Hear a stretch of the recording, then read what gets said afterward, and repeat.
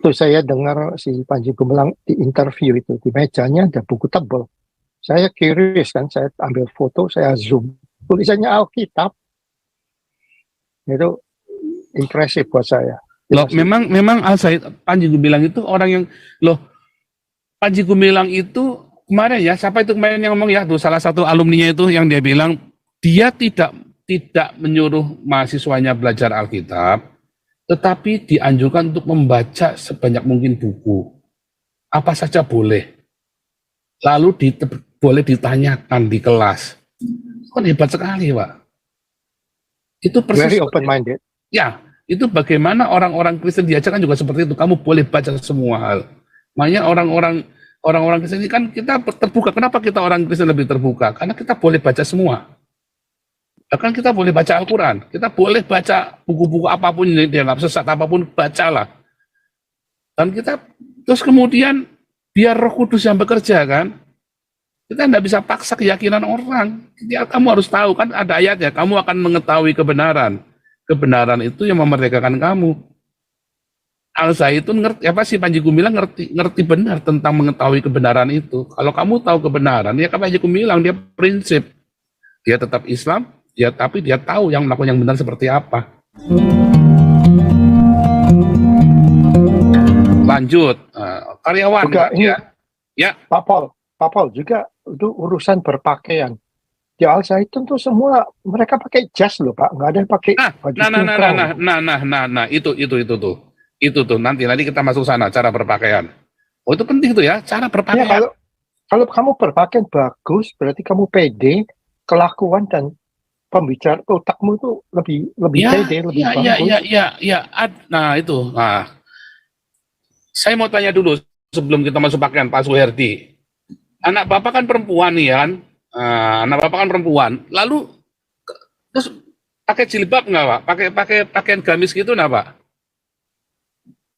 Di sana itu kalau gamis Melayu itu Melayu ada moto Melayu tidak boleh hilang dari Nusantara. Kan ini mengambil rujukan dari Alkitab, yaitu Siti Katuroh itu istrinya Nabi Ibrahim gitu kan. Dia itu meneruskan generasi Melayu. Nah, generasi Melayu yang paling awal itu dari fashion dulu, dari pakaian dulu, makanya dijahit itu anak perempuannya itu muslimnya muslim Melayu gitu. Lihat saja, nanti saya kirim foto-foto anak saya bagaimana dia bukan Islam cadar, bukan Islam itu, tapi tradisi Melayu begitu. Ya, jadi cuma pakai kerudung aja, pakai kerudung tapi bukan jilbab ya. Enggak, Pak Paul, yang saya dengar kayak itu perempuan belum akil balik, nggak boleh pakai cadar. Dilarang. Begitu Pak Suherdi. Bukan nggak pakai cadar Pak, nggak boleh pakai jilbab Pak.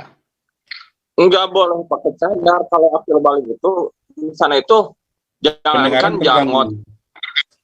Saya pernah ada yang dimarahin, kamu gak boleh pakai janggot. Saya pernah kan berkunjung, kalau saya punya janggot saja tidak boleh pakai janggot, apalagi cadar itu tidak boleh. Cadar, jadi pakaian muslim itu muslim Melayu lihatlah gitu, muslim Melayu, bukan pakaian Arab, bukan. Ini bunga aja kayak Ibu Tin Soeharto, kayak Ibu Sinta Wahid, kayak ini Ibu Presiden kan. Cuma pakai kerudung aja. Itu tradisi Jawa, Pak Paul, itu tradisi Jawa. Itu Melayu, Pak. Itu Melayu, Pak. Jawa. Ayo. Iya. Kayak Cut Nyadin itu nggak pakai jilbab, Pak. Cut Nyadin itu cuma pakai kerudung begitu terus diinin aja, Pak. Kayak itu apa namanya? Cuma di kerudungnya cuma digituin aja, tapi bukan jilbab rapat-rapat begitu. Cut Nyadin itu ya. Kalau perempuan Sebentar Pak Andi, ini biar Pak Suherdi selesaikan dulu, Pak. Jadi nanti saya kirim foto-fotonya lah, model fashionnya ke Pak Paul. Kalau menerangkan kan saya agak sulit. Saya minta WA-nya aja, nanti saya kirimkan fotonya. WA-nya kirim ke ini ya. Nomornya Galarua berapa Pak Santiamer? Kalau enggak saya kasih chat nih di kolom chat di Japri ya, saya Japri ya. Saya Japri ke Pak Suherdi. Mana Pak Suherdi? Pak Suherdi saya Japri ya. Pakainya kodenya +49 ya Pak. nomor Jerman. Seperti Ibu Kartini ya Pak. Hah? Seperti Ibu Kartini dulu. Ya, seperti bukan di zaman dulu. Iya, betul. Ya Pak Pol, jangankan Islam di Katolik juga waktu saya ingat waktu biniknya Donald Trump ke Vatikan ketemu Pop, dia masih pakai kerudung. Itu kan tradisi Katolik juga pakai kerudung. Iya, kerudung bukan jilbab, Pak. Pakai Iya, bukan kerudung, jilbab, beda. kerudung. Dia Itu mau ketemu si kita kerudung. Kalau waktu lagi ibadah, kenapa? Supaya kita jangan itu kan kultur, ya kan, kultur iya, di tradisional. zaman itu, ya. Saya setuju, Pak. Jadi waktu itu ya kita pakai waktu ibadah dalam publik itu ya kita pakai kerudung. Kita tidak bisa terapkan ya karena kultur ya, tetapi yang penting adalah saya tidak setuju pakai rok mini terus melambai-lambai tangan bulu ketek semuanya sambil tinggikan Yesus bulu ketek melambai-lambai, saya juga nggak setuju, Pak. Wah, itu saya kritik keras itu, Pak, yang gereja yang begitu kan banyak kan ini kan lagi tren di Jakarta kan. Nah, itu saya nggak setuju tuh, Pak. Saya setuju dengan kerudung. Kenapa? Karena itu akan kita datang supaya jadi kita jangan fashion show datang ke gereja. Kalau di GPPS bagus, Pak. Di GPPS yang Surabaya itu semua harus pakai rapi putih ya. Semua harus pakai putih semua. GPPS itu. Jadi nggak boleh fashion show ke gereja. Nah, itu agak sedikit ekstrim buat saya karena kudu pakai putih itu tadi kan. Kalau saya enggak lah, cukup pokoknya yang sopan. Ya, buat saya itu cukup. Nah, kalau ini Zaitun bagus sekali. Lihat ya, semua siswanya pakai jas. Artinya, saya ingat peribahasa, kalau kamu kemanapun, supaya orang menghargai. Kalau kamu saja tidak menghargai dirimu, bagaimana orang mau menghargai dirimu? Artinya, cara kita berpakaian itu adalah sebuah respect dari orang-orang. Menunjukkan kita respect sama orang, dan orang akan respect sama kita. Lanjut dulu, Pak Suherdi. Ini tamu khusus ini, VIP ini ya. Pak, sebentar, terima kasih Rosmawar, ini ada dari Amerika, wah sawerannya ngeri-ngeri hari ini saudara ya. Tapi tiap hari ya, sekarang kita sawerannya ngeri-ngeri tiap hari ini kita nih. Pak Suherdi, sekarang ya dengan kenyataannya sekarang pendidikannya baik, akhlaknya jadi baik, berpikirannya anak-anak jadi wawasannya jadi luas. Lalu tetangga-tetangga sampean ini, tetangga-tetangganya Pak Suherdi ini, sekarang ini bagaimana terhadap Pak Suherdi dengan Panji Gumilang ini ditangkap dan Al Zaitun diisikan sesat? Kalau dulu sebelum ada berita dari Ken Setiawan tuh tentang jinah itu, memang nggak terlalu ini. Tapi sekarang memang stigmanya negatif lah terus terang gitu. Malah banyak yang ngomong nggak, banyak yang bicara yang kebaikan lah gitu. Biarkanlah perjalanan waktu yang membuktikan gitu. Yang penting nanti anak saya kalau pulang ke rumah disebutnya belajar di rumah gitu, akan berbuat sesuatu yang lebih bermanfaat gitu di kampung saya gitu. Nah, ada program lagi Pak Paul yang sangat hebat dari Syekh Panji gitu, yaitu wali santri, wali saya kan orang tua murid harus S3 Pak Paul. Makanya saya sempat ada program di sekolah, harus disekolahkan nih. 2004 saya Syekh Panji ke Universitas Terbuka gitu. Semua itu harus. Saya itu baru S1 malah dimarahi. 3 katanya. Waduh, gimana? Itu hebat, Pak. Itu hebat. Mau menjawab tantangan global gimana? Anak bapak saya, asa bapaknya jelek kan gitu. Itu untuk mengikuti gitu. Benar Pak gitu. Bagus. Kalau tidak percaya nih, saya udah nih. Nih, ini program saya ini. Yang sekolah lagi. Udah diwisuda. Luar biasa. Orang tuanya harus sekolah. Ini saya diwisuda nih. Sarjana, ada yang sarjana sosiologi. Ini program Syekh Mahad. Santri harus S3 apa itu? Luar biasa, hebat sekali. Dia udah maju ke depan gitu ya. Nah, berarti sekarang kalian dibully dong sama tetangga-tetangga kalian ini sekarang. Bukan bulan pastor itu mah. Wah, biarkanlah gitu. Kalau kita mengambil falsafah dari Yesus Kristus, ditampar kaki pipi kiri, kasih pipi kanan gitu. Biarlah Tuhan yang menjawab. Gitu. Luar biasa ya. Begitu Pak Pastor. Luar biasa, luar biasa. Saudara-saudara mau tanya boleh ya sama Pak Suherdi ini ya, saudara ya. Ini luar biasa sekali dengan Panji Gumilang. Panji Gumilang ini adalah orang yang membuat saya terhenyak, ya. Dan saya bersiap untuk berhenti menista agama Islam gara-gara Panji Gumilang, saudara. Lalu Panji Gumilangnya ditangkap, saudara, gara-gara menista agama Islam. Lalu saya mesti gimana coba, saudara? Saya mesti gimana coba? Panji Gumilang yang saya kagumi, yang saya anggap ini mungkin nih, ini ajaran Islam yang benar ini nih Panji Gumilang nih. Ternyata katanya salah loh, saudara. Saya bingung jadinya nih kan. Saya bingung jadinya nih. Lalu Islam yang benar yang mana kalau Panji Gumilang salah? Wah, saya nggak mau jadi Islam kalau Islamnya nggak kayak Panji Gumilang.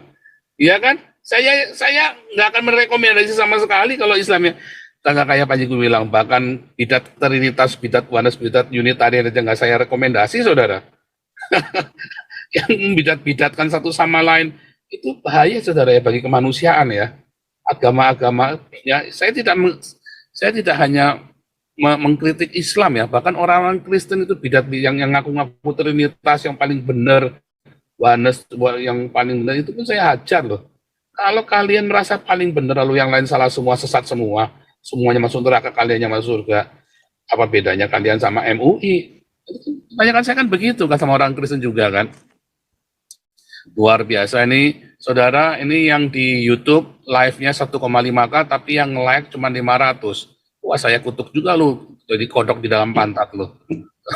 Ini nggak benar, ini nonton 1,5K, tapi yang like cuma 500, ini nggak benar. Kalian ini udah nonton gratisan, nonton gratisan nggak bayar. Aduh, kalian sorak-sorak.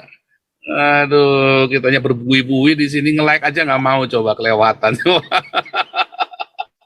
Oke, yang lain boleh, yang ini para co-host atau ada mau resen, boleh resen dulu, tapi ya, satu-satu kalau mau nanya sama Pak Suherdi. Mungkin satu pertanyaan saya sebelum yang lain ini Pak Suherdi. Pak Suherdi, sekarang sebenarnya apa harapan Pak Suherdi ini terhadap pemerintah Indonesia, Pak Suherdi, dengan kondisi seperti ini, Pak Suherdi? Kalau kondisi hari ini memang diperlukan pembaharu untuk Indonesia seperti Papa Ojang lah gitu, minimal gitu. Seperti Syekh Panji kan, orang-orang yang cerdas memang harus dihargai itu di Indonesia ini. Banyak kan model pasien Tiamber dan rekan yang hari ini orang cerdas gitu, Papa Ojang. Terus lagi banyak hal cendekiawan Kristen Islam gitu. Ya, Dokter Koni kemarin ke sana ya, Dokter Koni ya. Ya, Dokter Koni. Tapi saya punya keyakinan Pak Pastor. Apa itu? Saya mengambil sejarah Yesus Kristus gitu. Di saat beliau disalibkan, lalu 3 hari bangkit, anak muridnya bisa menguasai dunia, Pak Pastor. Eropa saja dikuasai oleh Kristen. Itu prinsip saya. Artinya Panji Gumilang, pengajaran tersebut, wahyunya Panji Gumilang ini juga akan sama dengan Indonesia ya? Ya, begitu. Begitu Pak Pastor. Memang harus ada martir ya, harus ada yang syahid dulu ya, maksudnya Pak Suherdi gitu ya? Ya, betul, betul. Ya, luar biasa nih Pak Suherdi, luar biasa. Saudara-saudara nggak ada yang mau nanya ini sama Pak Suherdi ini, mumpung ini kemarin wali santri kan masih muda-muda. Nah ini kan Pak Suherdi ini kan yang sudah lebih tua ini kan yang ditanya. Ini semua pada muji Pak Suherdi ini di YouTube ini, luar biasa nih katanya nih, luar biasa. Ya, tapi memang ya saudara ya, seorang Panji Gumilang ini adalah pembaharu saudara.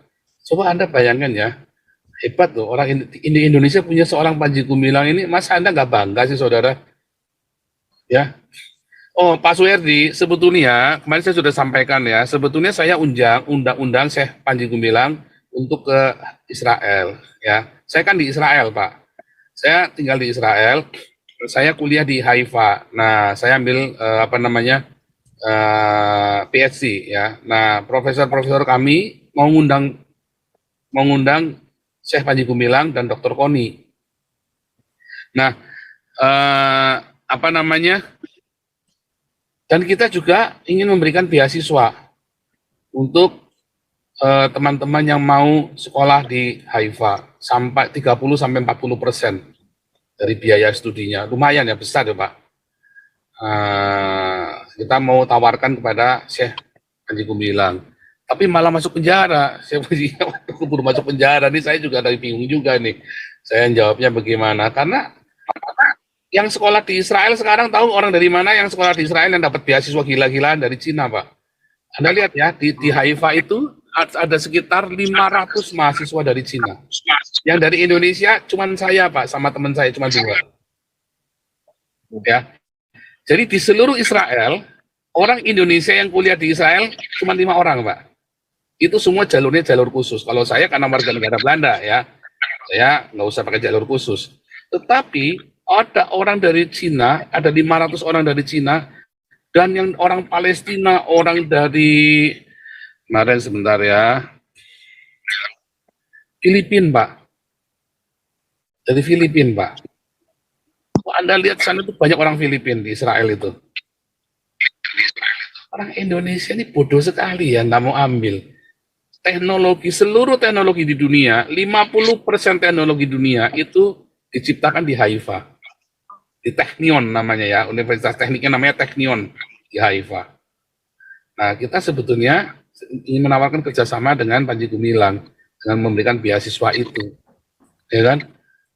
Kan sebenarnya gampang sekali, susah ke Israel, gampang nanti dikasih KTPDC sama pemerintah Israel, langsung masuk Pak, coba bayangin Pak. Langsung masuk. Pak Paul? Ya. Kan, begini Pak Paul, saya kan ada diskriminasi pendidikan juga, katanya kalau Ranjaitun itu tidak bisa ini baru dugaan, baru omongan gitulah, tapi saya akan mengambil ininya gitu. Kalau seandainya memang betul kalau Ranjaitun tidak bisa sekolah di universitas yang ada di Indonesia, saya minta ke Pak Paul fasilitasi kalau Ranjaitun sekolah di Israel, Pak Pastor, sebab butuh hari ini orang berbahasa Ibrani gitu kan, di anak Zaitun, anak-anak alumni Zaitun, sekolah di Israel, sekolah bahasa Ibrani, nanti pendidikannya bisa digunakan di sini, Pak Paul. Nah, kalau mau Bapak ikut nanti, itu kan nanti tanggal 8 ada fellowship di Israel. Bapak ikut, Pak, ikut saya. Tanggal 8 daftar, nanti ikut ke sini sama-sama, nanti saya kenalkan dengan profesor-profesor, tapi saya minta pentolan-pentolannya Al Zaitun yang berangkat. Oh.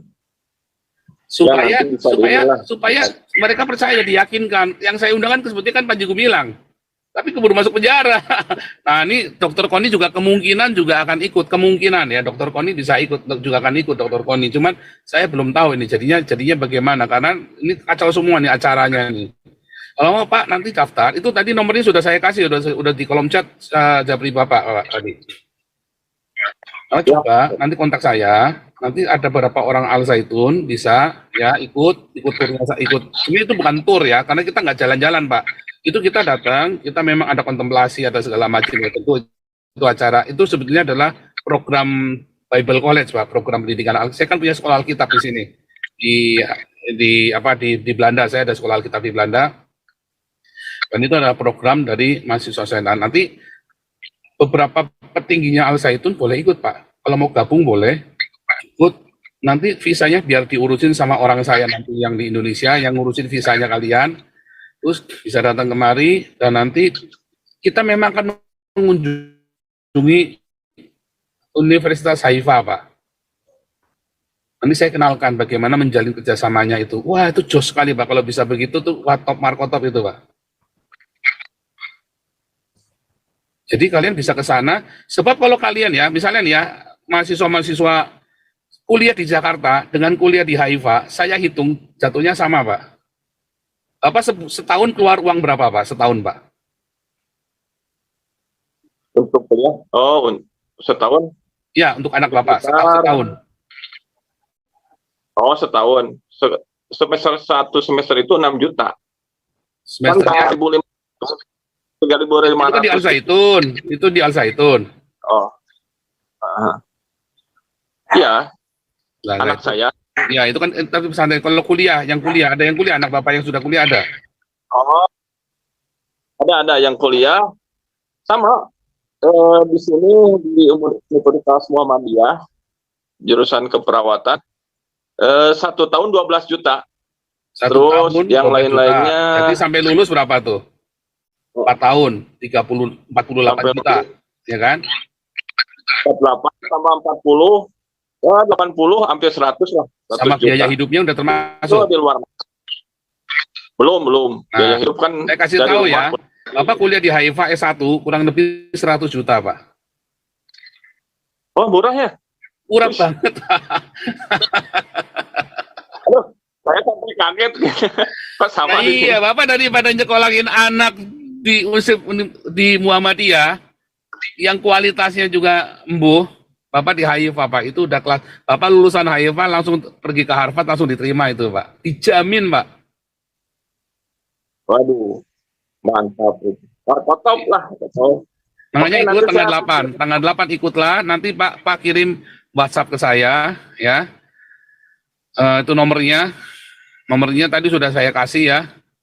Atau Bapak bisa kontak ke nomor hotline-nya ini ya. Saya kasih hotline-nya Hagios Bible College. Ini nomornya ini ya, Hagios Bible College. Mana nih? Hagios. Ini rencananya soalnya banyak yang ikut, Pak. Yang dari Ibu Koni segala macam ikut juga. Top ini Pak yang ikut, Pak. WhatsApp-nya catat, Pak. Pegang, Pak. Plus 31 ya, kodenya kode Belanda ya. Plus 31. 6 1 1 1 5 8 4 1 0. Ya. Coba berapa diulangi lagi, Pak? Plus 31 6115 8410. Satunya yang itu 6 1 3 kali, Pak. Ya, 6115 gitu. Enggak. 61 115. Oh, 3 kali ya? Iya. Oh iya. Ulangi, Pak. 6 plus 31 61 115 8410. Ya, itu WhatsApp ya, Pak. Bapak kirim WhatsApp ke situ. Nanti saya kasih brosurnya. Ikut beberapa orang dari, tapi yang pentolan-pentolan, Pak. Yang bisa ngambil keputusan. Jadi misalnya ada dewan murid gitu kan, Ayo sama-sama. Nah, nanti saya masuk ke sana. Bisa masuk S1 atau S2. S2-nya itu kurang lebih sebetulnya S2-nya itu 300 juta, tapi nanti bisa kasih kayak beasiswa begitu, Pak. Nanti saya ajukan beasiswa buat kalian. Oke, Pak. Saya cuma 50%-nya, Pak. Murah, Pak. Murah banget, Pak. Bapak sekolah di Untar nggak boleh, Pak, segitu, Pak. Di Trisakti itu sekolah-sekolah hebat-hebat itu di Trisakti, di Untar, bahkan di UI aja nggak boleh, Pak, segitu, Pak. Ya pasti sih, lebih mahal. S2 loh, Pak. Ya, itu Pak contoh ya. Ayo, makanya Pak ikut nanti ikut itu karena kita mengunjungi Haifa juga, Pak. Kita kunjungin ke Haifa juga. Cuma memang kita ada karena ini kan acara ini ya, acara Bible College ya, acara Bible College ya nggak apa-apa kan. Alsa itu juga orangnya cukup terbuka ya. Ikut aja, Pak, ikut aja. Ya, jadi kita sebenarnya belajar Bible College, terus kita ada kontemplasi. Pas lagi kontemplasinya boleh ikut, boleh enggak. Ya, itu kan sebenarnya kan tempat yang luas, itu ada tempat wisatanya. Tapi kita masuk ke belok. Nanti bisa nanti kumpul jam berapa. Tapi ada Bible College-nya itu wajib ikut, karena kan sebelum pergi ke situ kita aja ini tempat ini namanya ini, sejarahnya begini, kejadiannya begini, versi Kristen, versi Yahudi, versi Islam. Karena memang itu adalah Bible College ya, sebenarnya itu adalah studi lapangan, field trip sebetulnya namanya. Ikut ya, fellowship-nya kita. Daftar aja, Pak, nanti ya. Terus nanti kita ke Haifa. Nah, itu yang penting, kita ke Haifa, kita ketemu sama rabi-rabi Yudaisme, dan itu profesor saya semua, Pak. Rabi-rabi Yudaisme itu profesor saya, ya, yang dosen-dosen saya. Nah, itu nanti saya kenalkan semua, kita ngobrol, ya, bagaimana masuk, Pak. Wah, itu anak Bapak lulusan Haifa, pulang kerja dimanapun di seluruh dunia, langsung diterima, Pak. Tak jamin itu Pak. Cari kerjanya gampang itu Pak, lulusan HIFA itu. Ngeri itu ya. Nggak kayak lulusan apa? Maroko siapa sih? Ustadz itu Somad itu kan lulusan Maroko lah. Orang Marokonya aja pada ngungsi ke sini kok ke Belanda. Ya kan? Kalau ini HIFA ini top Pak, top Markoto Pak, sejajar dengan Harvard, sejajar dengan Oxford. Ya, anak Bapak sekolah di HIFA itu sama saja sekolah di Amerika di Harvard itu Pak.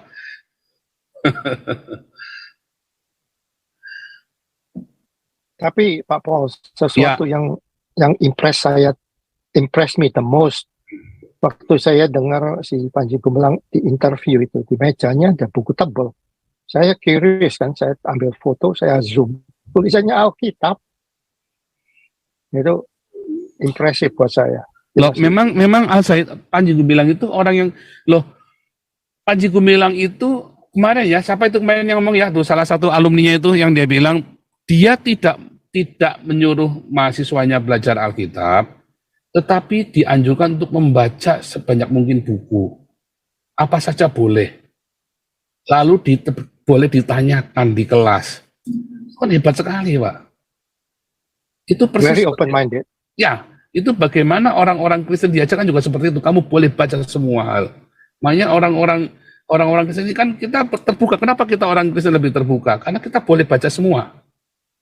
Bahkan kita boleh baca Al-Quran, kita boleh baca buku-buku apapun yang dianggap sesat, apapun, bacalah. Dan kita, terus kemudian, biar Roh Kudus yang bekerja kan, kita tidak bisa paksa keyakinan orang. Kamu harus tahu, kan ada ayatnya, kamu akan mengetahui kebenaran. Kebenaran itu yang memerdekakan kamu. Al-Zaitun ngerti, apa sih Panji Gumilang ngerti benar tentang mengetahui kebenaran itu. Kalau kamu tahu kebenaran, ya Panji Gumilang, dia prinsip. Dia tetap Islam, tapi dia tahu yang melakukan yang benar seperti apa. Nggak bergeming. Kalau kita mah cuma bukunya Pak Paul, jadi kontennya, isinya itu yang harus ditakutin. Kamu mau bakar, kamu mau injek, kamu mau taruh di pantat, mana. Yang penting isinya. Yang penting isinya. Iya. Jadi kita mau ngomong apa coba? Kalau seorang Panji Gumilang yang kita pikir itu Islam yang baik, lalu sama MUI dianggap penjahat. Saya nggak ngerti itu. Sedangkan pesantren di Jombang yang santriwatinya puluhan hamil masih buka sampai sekarang Pak Paul. Nah. Lalu kita mau ngomong apa coba? Eder. Ya sudah, susah saudara. Mau ngomong apa lagi? Saudara, kalau di sini ada alumni Al-Zaitun atau wali santri Al-Zaitun, semua boleh ikut bicara ya. Semua boleh ikut bicara, Raisen ya. Ini ada hentai, silakan hentai. Hentai, silakan hentai. Kau bilang kau menang debat, lawan domba yang sesat. Kau bilang banyak yang tobat.